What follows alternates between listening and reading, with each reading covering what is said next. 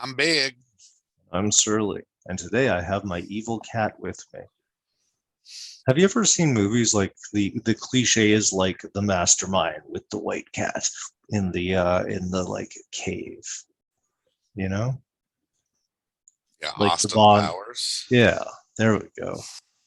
Or like Dr. Claw from Inspector Gadget. Yeah. The cliche. She's actually a pain in the ass. Anyway, today we're going to be And aren't concluding. all cats evil? Not really. They're actually They're quite social tiny animals. tigers. No, So are big you're basically cats. saying predators are evil. Is that Yeah. your point? Yeah. I'd say in Predators, general, humans are pretty evil. well, we're alpha predators. We're also the world's most invasive species. Yeah. Yeah.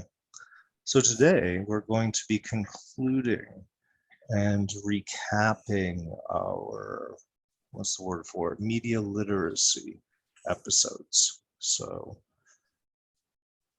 any comments before we dive in? I think overall, the point we're trying to make with the media literacy stuff is that you should avoid siloing yourself. What is siloing? Siloing is when you get into what people also describe as an echo chamber. For example, in your social media, you might choose to only interact with people who share your beliefs. And Facebook, for example, their algorithms are designed to promote that. Yeah. So you end up thinking thoughts and having your own preconceptions and never having the opportunity to have those challenged. And this happens over such a long period that it is, I assume the metaphor is meant to be standing in a silo where you have space to exist, but that space is self-determined. So you're not getting external inputs. Yeah, So you're in a green you're silo. not going to change. You can't see the trees, you can't see the sun, you can't feel the rain, you can't feel the wind. It's an isolation from other stimuli. And in this case, you're only surrounded by people who share your point of view. So it creates an amplification. You feel like more people in the world actually view the world the way you do as a result of the siloing effect as well. It's And an if you actual don't psychological effect. leave your silo, if you don't attempt to get input from outside of your own preconceptions, if you're a lefty and you only read alternate, Never read alternate. well, it's pretty lefty. Um, Like or Jacobin if you left. only, Jacobin's more put together than alternate, but yeah.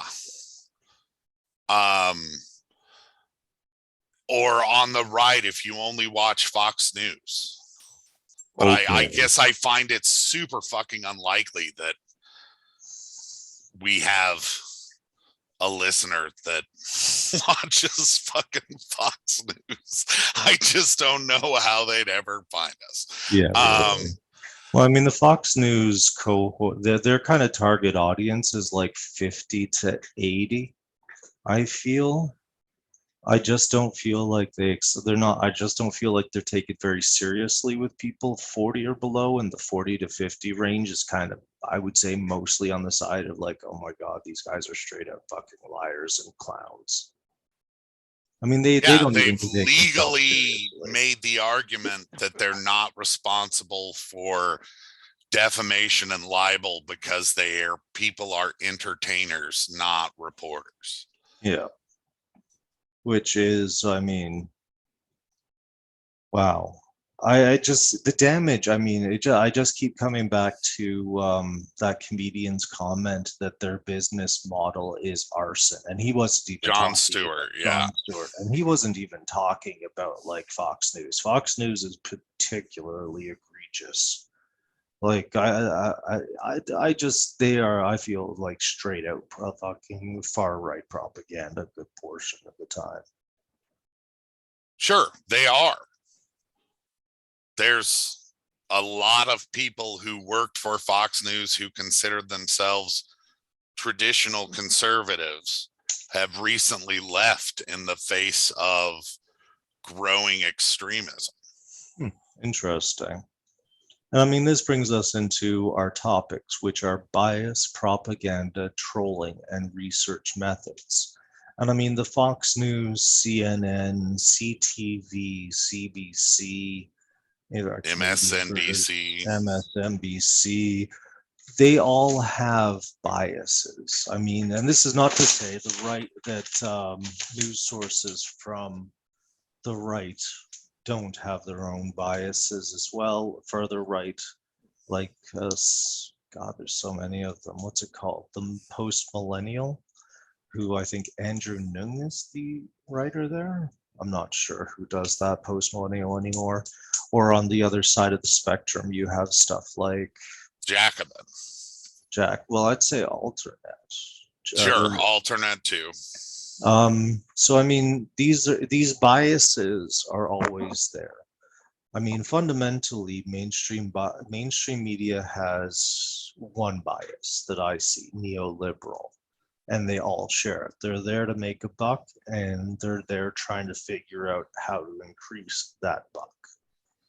And then the left-right, almost the culture war bullshit is more about ratings. I honestly think, like, because ratings literally translate into bucks. well, I mean, in social media, they've found that rage generates shares.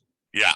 So, I mean, our more negative I honestly suspect to a degree that one of the reasons why we have seen this dark underbelly grow on the internet and social media is the fact that we do not deal with our negative emotions very well in our cultures. We're told to bury them, put on a smile. Stoicism. You're not, yeah. And I mean, that repression, from what I can tell from the books I've read on autoimmune disorders, of which I have one, which is why there's so much freaking reading on it, When the Body Says No, or stuff by Dr. Gabor Mate, is that these repressions actually can have significant health effects. Gabor Mate was a medical doctor, I believe, and or was it the other fellow? Anyway, one of the two of them, they were both medical doctors and then got into psychology and psychiatry later on.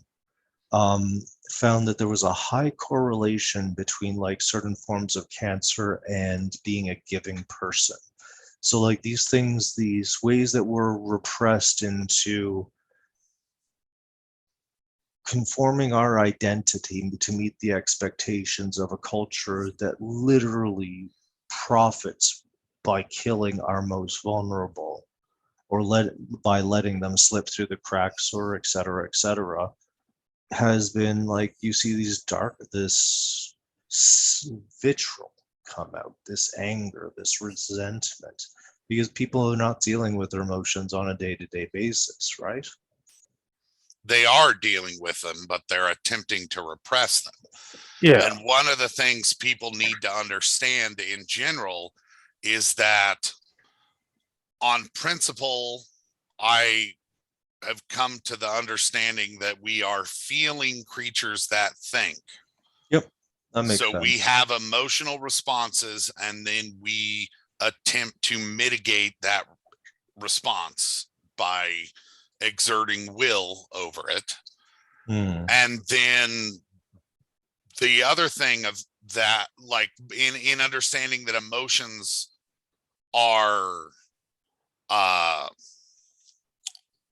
things that we are doing in a reactive way, so we don't have conscious control over them for the most part, is that this is borne out in your body.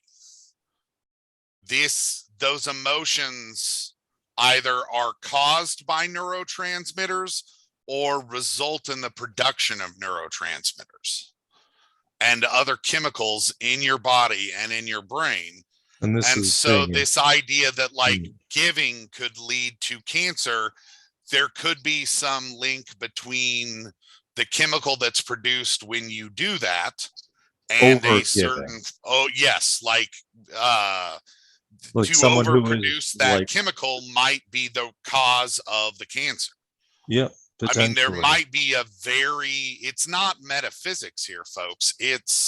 We just haven't done the science yet, Well, the because problem is in the most. last 25, 30 years, we've gotten a lot of new tools. Mhm. And by we, I mean the community of people who want to see progress happen. I'm not out there doing the science.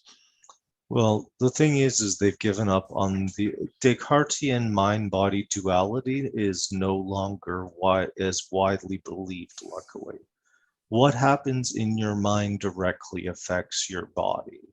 Like if you actually go and look up infrared pictures, I think it is, or images of people's emotions, you can actually see the changes that are widespread throughout the body as a person feels different emotions. Like when you're angry and your body goes to fight, flight, freeze, or fawn, um, your blood moves And away from disassociate. freeze. When your blood moves away from the outer skin, or floods your organs, endorphins are produced, digestion is put on hold. But the thing is in the past, stress was short-lived. You only needed these things for a little while. And people are living with the long-term effects of constantly having these chemicals going through their body because our world is frankly so hostile. Currently in Canada, 57% of people are having trouble putting food on the table. I'm from an island, so we have a lot of sayings that relate to the sea. And one of the ways that it was described is that we're all in the same storm together. And the thing is we weren't all in the same boat. Some of them had yachts, some of them had little rowboats, and some people had life jackets. And our leaders let the people in the worst off situations go under. Homelessness has gone up as a result, drug use has gone up. We're seeing a cascade of effects because our There's a economy mental couldn't health handle this. epidemic. Well, I mean, that's just related to precariousness. They're trying to blame it on COVID, but before COVID, we were already heading into this because of increasing precariousness and its effects on mental health. COVID and the way the government handled it, throwing so many under the bus and keeping the vast majority of people in fucking gut clenching fear of the future, has only increased mental trauma and the the injured the effects that come from mental trauma, like depression, suicidal ideation. Um, Sometimes you see suicide, murder stuff. You'll see drug use begin. Like, what else is there? Like I mean, you can see people driven to schizophrenia under high enough levels of stress. Like, this is the thing, is like, no police force can keep in check the effects of poverty. Police solve less than 10% of crimes. It's like 3%, if I remember my numbers right. Most security is security theater. Yeah, right. That's a real issue. And I mean, I'm showing my bias here, certainly, right? But I mean, and this brings us to propaganda. What I said probably did sound like propaganda. And I actually I do a lot of my activism online because my view, and a lot of people around who I've discussed this with, agree with me that my people won't get off their asses until the rest of the world gets off their asses. In Newfoundland, whenever you bring up a Newfoundland and Labrador, but I'm not talking about Labrador because I've never been to Labrador. I don't really know the people and I can't speak for them, but I can speak for the people that I've met across the island here on Newfoundland Island. And any idea is met with where is it happening or where has it worked? So, I mean, and this is the thing that we're starting to see is like in Italy, we saw general strikes work. In France, we're seeing general strikes starting to take hold. We have seen in the South a massive move towards socialism, despite American attempts to install fascist dictators. For example, where was that? Argentina, where the that woman staged a coup. Do you remember that one? It was they drove out the real leader, staged a fascist coup, were eventually elected out, and now she's up on charges of treason or something. So yeah, South America is actually coming together well. So I mean, this is what's got to happen. Like we do, it does sound like propaganda, but that's the thing is when you people use propaganda, sorry, I'm going on tangents left, right, and center. Um, it has to be recognized as propaganda. Probably propaganda has a number of things that it looks like, right? It uses emotive language. It's often low information, high emotion, and it's Seeks to manipulate. seeking to manipulate. And I mean, That's what we're talking. I guess we are seeking to manipulate people because we want them to formulate their own understanding of what we're talking about, which I oh, guess we both just assume will lead them to agree with us enough that they'll actually follow through. yeah, my view has always been like the more people who are talking, the more likely that there is going to be progress. Yeah. So I mean, this is one thing I do, but I troll, I guess would be the best term, a lot in news forums where I try to, news is really bad for making a false dichotomy. It's this or this. And I mean, that's where the wedge issues live, right? So what I'll do is I'll go into a news forum and use their followers against them because people do check the comments. And over time, as you can see, these forums shift. People will start talking like you do. People will start saying your ideas. It's happened. It happens. And I mean, it happens in every single direction. Dominant ideologies will take place. So, I mean, in the fight for the future, the ability to push ideas and to have free speech is going to be incredibly, incredibly important.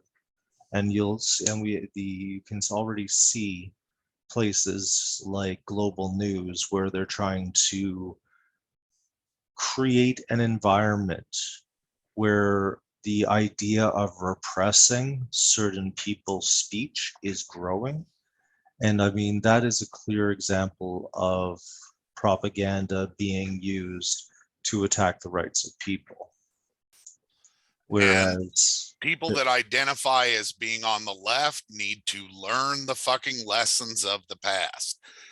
The left came out with this concept of political correctness, and then the right took it and fucking weaponized it and turned it into where we're at now, which is, I would argue, fascism. Now the left is on this council culture kick, and the right's going to take that and weaponize it.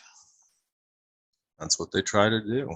I mean, They they have. see any line that's crossed. They when you're dealing with people that have no underwriting moral fabric, with people that don't have moral or social standards for their own behavior, their only goal is power and the attainment of wealth. Mm. There is nothing to constrain their behavior because in their minds, they're the good guys. Well, I mean, there are definitely, I mean, the best way to think about corporations is if they could make money killing people, they would.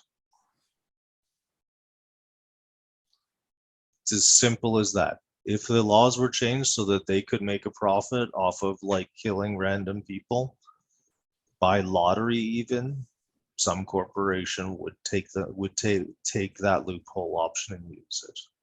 Soylent Green is people. Well, I mean, Soylent Green is a demonstration. I mean, we either learn to care for each other or we are going to die together. I mean, it really is that simple as far as I can tell. Like, we learn to work And this together is or we're going to die analysis together. coming from two misanthropes. Like, we're Highly. both pretty misanthropic. Why? Neither of us particularly like other people. I'm indifferent most of the time. Okay. Most people take indifference as dislike. That's on them. And overall, I mean, if the species can get over murdering everything around it, I wouldn't mind seeing it being around. Speciest. Then we're not like I don't see us surviving the next century unless we see a vast cultural revolution, not based on the information and research that I've looked over in terms of environmental sciences, not in the basis of how I've studied geopolitics and the way the warmongering is going these days and with weapon advances. And especially not the way economics is going. So, I mean, the species is going to have to prove it deserves to live at this point. It's fucked itself that badly. Yeah. Like, that's not me being a misanthrope. That's me like being very clear about what the fuck is going on. There is like one way out as far as I see it. It's like 180 full speed ahead. But that's me. And then we're basically back to trolling. And I mean, in some ways, trolling is something that I feel I weaponize in my own work. Like, I try to get people to have fast responses because in what I do, trying to get what's the term for it? The judges, lawyers, and cops that I have evidence of wrongdoing on exposed to the media, I'm having to break through their refusal to report on it by weaponizing their own followers against them and reporting it on their news feeds. So, I mean, trolling can have a positive and negative side to it, in my opinion. But I mean, you were on it to talk about trolling because you wanted to teach people how to avoid trolling. So, I mean, how would that work? How do you avoid trolling? How do you Don't being allow trolled? yourself, get off social media for the first thing. It has very little value. You can get your news elsewhere. False and false, actually, I believe.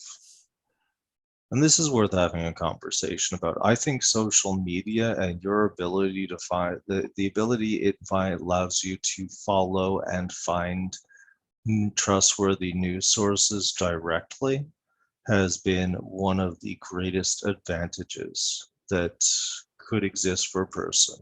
And it allows you to connect with people who are also into activism.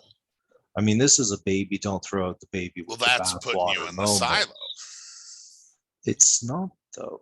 Not if you build up your things correctly. I mean, this was a thing I've said before, is that if you want to understand what's going around the world, you have to look at it from multiple angles. So, I mean, you can go into the silo of Facebook, or you can make a vast world view by following sources of news from Asia, the Middle East, America, Great Britain, Europe, South America. You can interact with people, other activists. So you can, so I mean, avoiding the silo effect doesn't necessarily mean throwing out social media. It means don't build yourself a silo. You know what I mean? You need to consciously do that though, and the Of course algorithms you work do. against you. And of course they do. Which is why I have keep my friends very few and I keep my news sources high. And frankly, Facebook is a clusterfuck mess anyway, so who cares? But I mean, avoiding trolling is actually, I can say, if you want to avoid being trolled, if you find yourself getting fucking riled, walk away. Yeah. That's it. It really is that simple in my head. So I mean, you want to avoid being trolled, fucking mute the person, block the The person. most wasteful thing an intelligent person can do is spend their time trying to educate someone who's being willfully ignorant. Yeah. And a lot of times trolls, particularly those that are, I guess I'm also thinking of, and I don't know how prevalent it is right now, but there was recently troll farming was a big fucking thing, and I imagine it will be in this election again. They're probably I stepping up actually now. don't. Well, I mean, having people buy those, see, troll farming thing, I don't know if I consider credible. I mean, Russiagate was a huge blown out of proportion story for years under when Trump was ruling. But I mean, it has come out that it was utterly fucking made up fucking tripe. So Yeah, I I'm honestly, specifically talking about the stuff that was funded. I my my agency's offices are now in a office space formerly held by a company that was a troll farm. So at least in and rural what were they paid Republican to do? they were paid to fundraise for the right wing. Why is that a troll farm? It because they weren't just making fundraising calls. A Okay. big chunk of what they did was spend time on social media pretending to be in social media. There's a thing called a sock. It's Sock when you puppet. create a fake account and you post under that fake account. Like an excellent way, if you're in a like Facebook group or posting board, and you go and you can look at the people that responded to your original post and see how long often they were a member of the group. If they joined a week ago, probably a troll. I give people the benefit of the doubt before I claim troll. There's certain behavior I look for. Meaningless red herring questions is a Sure. big-ended question. Yeah. If you make a statement and they go off on a tangent, they go off with something that has sweet fuck all to do with what you're talking about, and you try to engage with them and say, that's not what I mean, but this, and they just, they intentionally misinterpret it. They appear to intentionally misinterpret it and then keep going off on different directions that literally have nothing to do with the topic. There's a pretty solid miss chance you're being well-mannered trolled. discussion boards. See, I don't like civility. I really do believe civility is a weapon of But oppression. there's a point, like one of my favorite discussion boards that is now defunct a mod would literally pull your comment out of the thread if you were just being a fucking troll, if you were making nonsensical off-topic comments that were derailing the discussion thread. Like, I think part of the reason that Facebook is so toxic is that you have a lot of older people on Facebook that didn't live through that era of the internet. And so they have no etiquette. I don't know about that. I'd say the demographic is definitely older for the most part, though. That's true. But I mean, it is used globally and it is used by a range of people.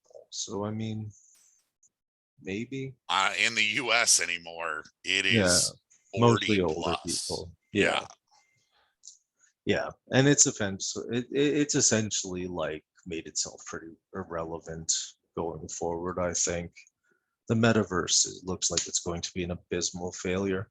But I mean, Sure. getting back to that idea of troll farms, I mean, yes, that exists. But I was under Canadian election laws, I'm pretty sure that would not fly. You Well, guys, American you guys election are, laws are pretty loose. yeah, your guys is like the gerrymandering and the use Hmm. of money to buy elections in America is pretty much on display. Yeah. In Canada, it is very much a what appears to be a quid pro quo thing after the fact, where you get cushy positions and like you got some ridiculous nonsense going on that makes you feel like there's backdoor shenanigans definitely on the go. For example, the SNC Lavalin affair here up in Canada, where a corporation was literally buying criminal law litigation from appearances so that it would not be punished as harshly. Gotta love corporates. You got when you understand that Canadian law was created to keep in place and continue an extractive company under the guise of democracy, you'll really understand why Canada is in such a state where it is. America is just, you guys are fucked. Oh my God. Like, oh, I feel bad. Like, there is a real solid chance of a revolution down there. It's Yeah. gross. And it's really a question of, is it going to be a bunch of people who think they're socialists, or is it going to be a bunch of people who, I think it's increasingly likely, but this is also my bias based on like the information I've been taking in recently. Hmm. Christian nationalism is on the rise. I'm not surprised. Poverty has a tendency to radicalize like nothing else. And Christian nationalism is really just a thin veil for white nationalism. Yeah, you were saying. And they're fascists. Yeah. And I And mean, it's frustrating to me that people who would identify themselves as Christian could also somehow justify being fascist. But the Christian church has committed quite a lot. I mean, the Christian church, the Catholic Church, was on the side of the Nazis during or before World War II. the Catholic Church had a mostly like hands-off They were policy. pro-Nazi. And there were also priests that like smuggled No, no, Jews out of. I'm talking about the Pope. Like their policy Yes, was was pro-Nazi. it I was mean, in order the to Catholic avoid Church has being. always sided with authoritarianism. That's probably true. They're a moneyed Historically, it interest. is true.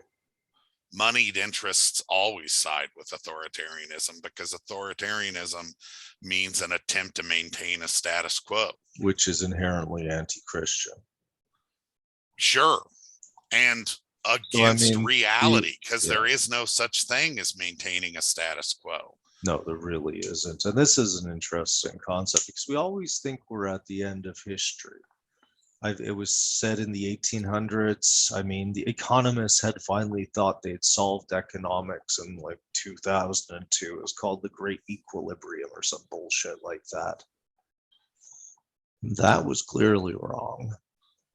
Anyway, I mean, trolling is trolling. I mean, it's such a fact of life right now. Like, I feel like people are so inundated into the ecosystem that they're going to start developing. It's like natural immunities to trolling, like a bullshit sensor. Like Well, evolutionarily, that's we are not really adaptive though with the creatures. siloing though, because I often go to places on the internet and in social media where my opinions are not the mainstream opinion of the group. Oh, it's almost the only And places I hang out. the responses you get are not people like smartening up, at least from my perspective. It's usually people digging into their own preconceptions. But that's because you're part of a dying empire. And unfortunately, as a vassal state to your dying empire, we might get swept up in that bullshit. And I mean, this is really the thing is, I mean, we've been discussing this since we were friends in South Korea. Like, the rise and fall of the North American Empire is happening in real time right before our eyes. Yeah. And America's global influence, its soft influence is gone. one thing that is hard to judge is that the speed of the adoption of new technologies seems to be, for lack of a better way of explaining it, speeding up history, Oh because yeah. history seems to be somewhat cyclical, because it seems like people learn a lesson in mass based on large social trends, and in a generation or two they forget that lesson, and then in a generation or two they have to fucking repeat that lesson. Yeah, well, I mean, the fact is before I mean, it is obviously speeding up faster. You're not the only person, obviously, to have remarked on that by like a long shot. That technology, the speed of life has been increasing since the first industrial revolution. I mean, at this point, we're seeing like, well, things will go faster and faster. But yeah, the American Empire seems to have lasted from, I'd say, what, 1945 until, say, give it another 5 years at this rate. I The just global don't. pedagogy is If you breaking down. that's the thing, there's going to be no one country that's a superpower. I think we need to get out of that empire cycle, though. So, I mean, that's a good thing. I mean, America World Police has spread fascism and economic exploitation for 70 years. And Canada has happily dovetailed with you. Our military industrial complex up in Canada is so live and thriving because of you guys. We have used our leverage to install resource extraction mining companies that commit vast human rights abuses in weaker countries around the world. I mean, both of our cultures are based on exploitation, death, and suffering of billions. We are standing on a throne to Khorne, the god of slaughter, to use a 40K reference. Yeah, that's obscure even by nerd standards. 40K? Nah, 40K is pretty obscure. No. Well, that Witcher fella, Henry Cavill, plays it, so now it's going to go mainstream. Oh, are they making a 40K? No, he's a Blood player. Marines or? Oh my god, I bet you. Oh, what do you mean? He literally He's plays the miniatures game? Yeah. He plays right. fucking, what are they called? Servitors, not the servitors. The Adeptus Mechanicus, I believe they are. Mechanicus, okay. Or one of them. Yeah, he plays like I think the Mars Forge World or something. I don't know. There's interviews with him, and he's like, there's another. The thing is like, yeah, he's from England, right? Games Workshop is huge over there. So he Sure. he's played it since he was like 10 years old, and he's a huge fan. Yeah, so, I love it when brutally handsome, like leading man superhero types turn out to secretly be huge nerds. Like Vin like Diesel. Sam Jackson is a huge fucking nerd. Sam Jackson? Samuel L. Jackson. Oh, Samuel L. Jackson. How's he a nerd? He's like a huge comic book collector. Oh, okay, cool. Um, We the conquered the world. Aquaman, what's his name? Cal Oh, him. Drogo. Yeah. Yeah, apparently he plays D&D. So does Vin Diesel, supposedly. Yeah, No, I mean it's probably Pathfinder, because who the that fuck? If they're still playing 2.5, they're fucking hardcore. 3.5, you mean? No, 2.5. That was my favorite, where it took like a week and a half to generate a character because there were so many options. I Yeah. loved it. I actually liked the original one that we played with what's his name? Dennis. Yeah, Because it 4. was just simple and straight. Not 4, 1. 4 we Oh, played you mean with old Pat. school? Yeah, Okay. yeah. You make a character in like a couple seconds and it's throwaway because you're probably gonna die. Yeah. I mean, yeah. And I mean, then to finish this off today, and we've gone over bias, propaganda, and trolling quite loosely today. This one has been a sprawling mess. Is research methods. Who, how, why, and what should you trust? I mean, these are hard questions to answer in a day where obviously everybody has an agenda and everybody wants a, we're in an attention economy now. So, I mean, everybody wants your attention. Facebook, Netflix, YouTube, us. And whether your people are able to get a portion of that comes down to how people parse information. And which brings us back to research methods. I mean, what's your best research method? What do you think is the first thing you should do, but with a source? If I am reading something that's a new concept, one of the things I've learned to do is to actually stop and let myself think and digest what the concept is and try and identify what my knee-jerk reaction to it is, so that when I finish reading the article, I'm not just immediately dismissive if it's something that challenges one of my own preconceptions. Like, I always wonder, am I an asshole? That's my, I guess that's my underlying philosophy for a lot of life, but I always question, am I an asshole? Okay. Am I just reacting to this without making a choice? And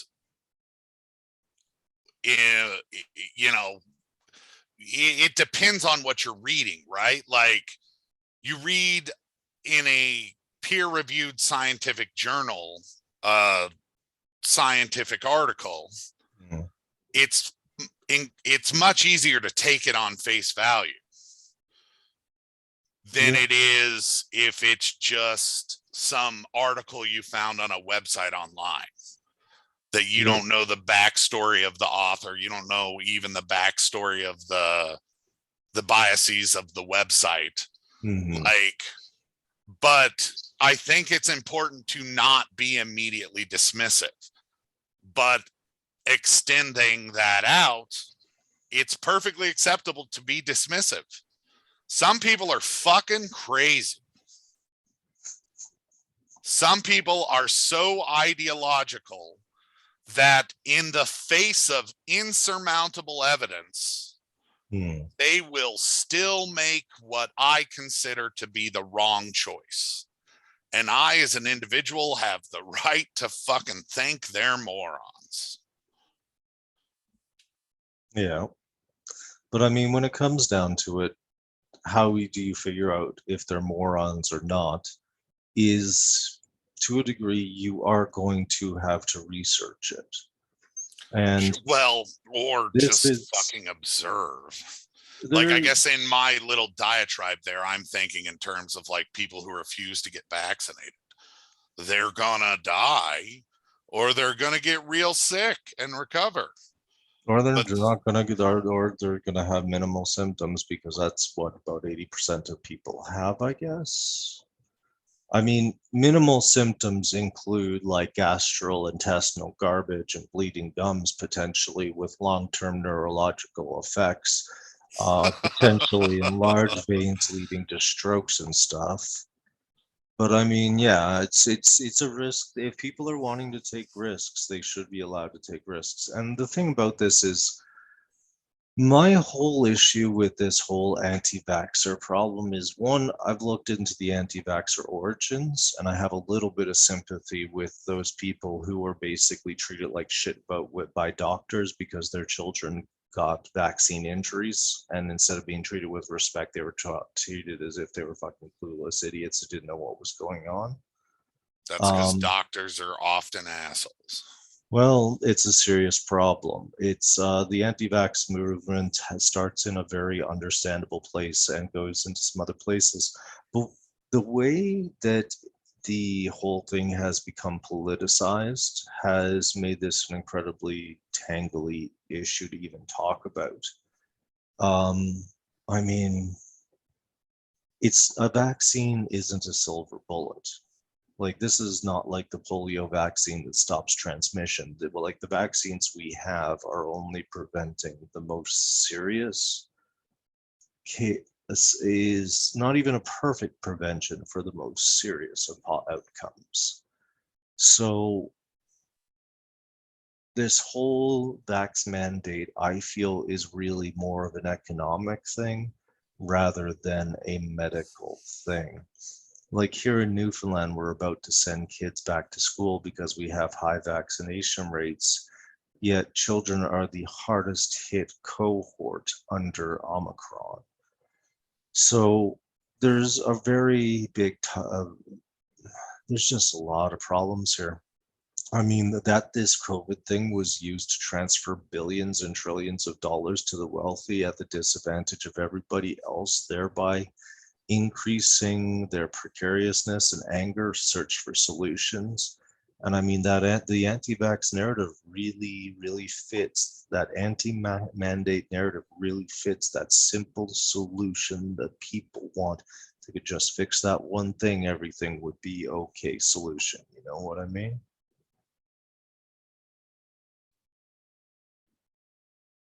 I still think in everything I've read, it just makes more sense to go get the fucking vaccine. Oh, I agree. I'm double vaxxed. I will be getting my booster shot at 6 months. But I think if we'd had a very open, honest conversation with it, and the most vulnerable in our society had not been brutally thrown under the bus, we probably wouldn't be dealing with this issue now. That's what I'm trying to say. Like, we create our own demons. Like, the problems we face in these wedge issues that media helps drive are created by a culture that we tolerate. Well, and the anti-vax thing, like you're saying, grew out of understandable legitimate medical trauma and abuse by doctors. Yep. And misogynistic then became a politicized effort to essentially create propaganda that was anti-science. Yeah. And I think the anti-science movement is in no small part because science is shit the bed. Well, science is bad not at science promoting itself. No, sorry, not science. But the problem is we have the amount of garbage science out there is vast. Like, there's Verisum, I think, does an episode on it. It's this Veritas? No, not Veritas. It's this guy who does a lot of physics and science-based stuff on YouTube. He's been on television. He's had some really respected scientists appear on his show. Anyway, one way or the other, that's kind of irrelevant. Now that I thought about that, I derailed myself. What was I saying? Can you help here? Nope. that you Or said science that's right. sucks. Like No, science that there is is a not. lot of science that is wrong. It's a lot of science where the numbers are wrong, that the conclusions didn't work out. And the problem is science is so expensive, a lot of ideas cannot be tested and retested. And then you add the problems of people intentionally or unintentionally manipulating peer review, methodology, and various other Changing their aspects hypotheses after the post facto, as I know has yeah. actually happened at MUN from what I've been told. Um, yeah, that sort of shit goes on. So I mean, the problem is like the intelligentsia have always treated are often from privileged position and have often been at odds with most people because frankly they live in usually cloistered bubbles. Sure, So they're I a mean, subclass of the upper class. yeah, so I mean their connection with the people who are suffering and who could actually like who need help has been destroyed since the 1900s, 1800s. Because I mean, back in those days, the intelligentsia were literally just the first generations of like farmers' kids who got to go to school were trying to radicalize their peasant neighbors, and we're largely successful.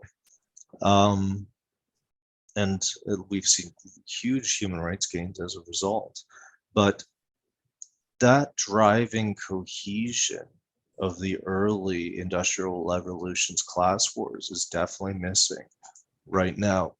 And I mean, that is the weakness of the left, is the left's always required the people that it has disdained while things were good. Workers that the intelligentsia consider uneducated. Yeah. So I mean, And if shit you're your own bed. uneducated to the intelligentsia, you're somehow contemptible. And their push for identity politics has allowed the absolute backsliding of women's rights, racial rights, and labor rights. Identity politics over everything else has cost the left everything. Yeah. And that really was born out largely of laziness. It was easy. It doesn't cost anything to say, yes, Yeah. you're allowed to exist. Yeah. But they fought for it tooth and nail. But I mean, we keep getting on tangents today. I'm not feeling that great, and well, I go on tangents when my health isn't very good. I also get a lot more surly when I'm not feeling well. So come across This is a as good dose of surly. The problem I found is that I'm pretty sure I'm as close to right about my analysis as I can get without more information. And I don't find Everybody always thinks they are. Man, nobody, if people tell me to read something, I go read it. If people say you'll find the counter argument here, I go look at it. I've been gradually honing my fucking knowledge base over the years. I've been arguing online since like early 2000s. Like, I don't remember the first time I got called a keyboard warrior, but I think it was around 2004. So, I mean, That sounds about right. Yeah. Shortly after Korea, Acadia University killed activism for me. Oh my God, the people there were so snotty. Anyway. Yeah, I had the same experience at university. Self-important, upper middle class. Yeah. Well-meaning, but ultimately clueless and kind of diminishing towards the people they were attempting to help. There's that, and there was the ego circle jerk pissing contest. Yes. There was and all that stuff. Well, that's what killed me with trying to deal with electoral politics. Yeah. Because everybody thinks you can't vote in progress. It's just, it's nuts that the degree to which people claim to be well-intentioned, but are just selfish fucking sycophants. Well, I mean, it's like I said, Terry Pratchett's. Most people want to be good, think they're bad, and are somewhere in the middle. But back I to can deal with research. that. It's the people that don't think they're bad. That's a Nobody, problem. most Lots of people people. justify themselves. Yeah. But back to research methods and to the research idea of researching your own conclusions. If you can go and look into the cars and figure out what cars are good, you have a huge background of knowledge already that allows you to make a judgment between the quality of car A and car B or truck C. Most people, even when they're researching things on their own, such as computers and cars or vehicles, like research it in only very shallow ways. So when I'm saying researching, I'm saying don't look at the various commercials and price shop. It means you have to get your hands dirty. You have to get into the argument on both sides, understand what's going on there, or 3 sides or 10 sides. Sometimes an argument has hundreds of sides, and you'll only start seeing that as you get deeper and deeper into the argument. So, I mean, to be able to trust somebody else and is because you've seen them being honest to your knowledge base, which is already strong or being strengthened multiple times without divergence. So that's what I mean when I'm looking for from a source, is when I don't see exaggerations. Like when I'm looking at left news, I'm like, I intuitively agree with a lot of stuff. I'm a big human rights and justice activist, but I look for stuff that's going to pull at my emotions. That shit, if you feel like your emotions are being abused, like they'll use language that is emotive, that's agenda driven. If they say things that are inaccurate and do it constantly, that's a credibility issue. So there's various ways that you can dissect a source, right? And I think it's worth noting again, one you brought up earlier, which is where the person writing the article will present you option 1 or option 2 That's on an usually right. issue that has 10 sides, 20 sides. Yeah.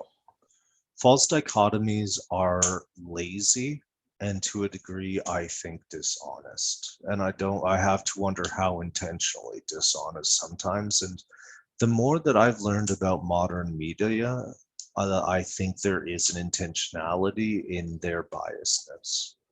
Like CTV continuously, or CBC continuously bringing, I can't remember which one it was, I think it was both, bringing on experts who are like are lobbyists or like big members of industry without introducing them through their biases is a form of information control, where they're trying to force your opinion along the thoughts of these industry experts, right? In parentheses.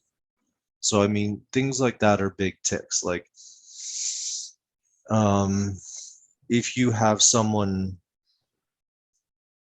being used as a source without introducing them and explaining how their background can impact the story, is a big tell, I find.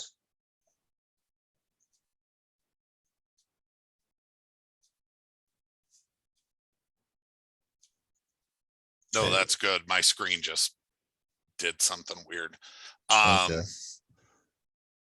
I don't know if we're limited to 40 minutes. I think we've gone over 40 minutes. So it's if it's more than 2 people, it's less than 40 yeah, minutes, that's what I thought, but they may have changed it. I don't know. Well, in that case. But we've covered everything. Mhm.